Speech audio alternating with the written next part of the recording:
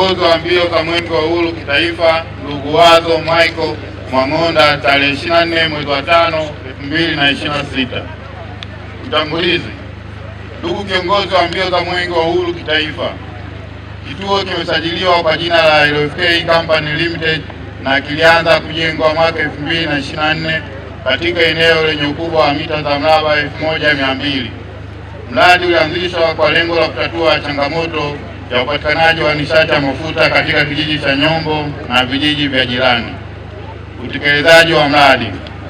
Ndugu kiongozi wa mbio za Mwenge wa Uhuru kitaifa, mradi ulianza kutekelezwa tarehe 12 mwezi wa 10 2024 na kukamilika tarehe 20 mwezi wa 2 2026 na kuanza kutoa huduma.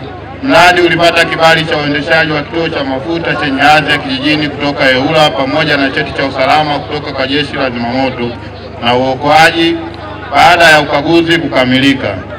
Kwa sasa mchakato wa ukaguzi wa athari za mazingira kupitia Baraza la Hifadhi na Usimamizi wa Mazingira NEMC unaendelea. Mradi umegharimu kiasi cha shilingi milioni 250.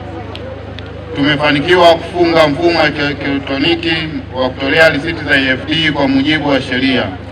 Mradi huu pia umechangia kutoa ajira za moja kwa moja kwa vijana 5, wanawake 2, wanaume 3.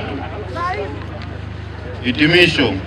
Ndugu kiongozi wa mbio za Mwenge wa Uhuru, napenda kumshukuru Dr. Samia Suluhu Hassan, Rais wa Jamhuri ya Muungano wa Tanzania kwa kuweka mazingira ya wezeshi ya uwekezaji wa wazawa. Kwa heshima na taazima, naomba ukague na uzindue mradi huu kwa manufaa ya wananchi. Tanzania ni yetu sote, tushikamane kwa pamoja kuleta maendeleo. Mwenge wa Uhuru oye!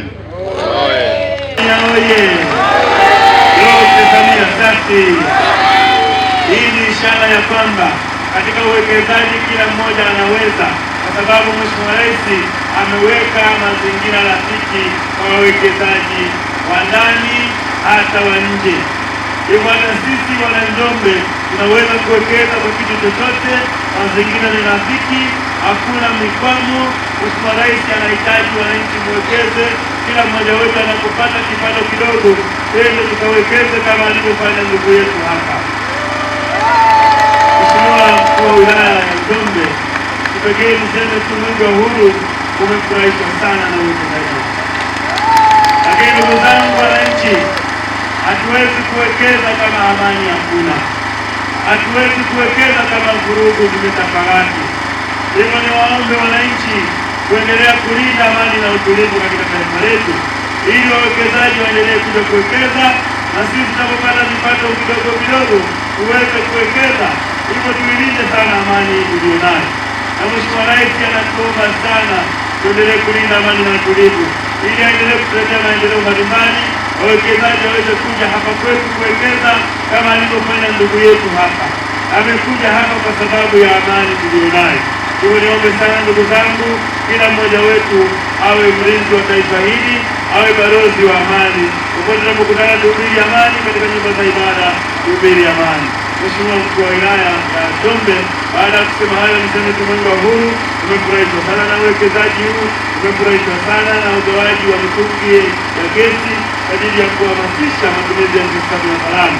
Ili Mwenge wa Uhuru uko tayari kuweka jiwe la uzinduzi, wananchi waendelee kutembea na kutetea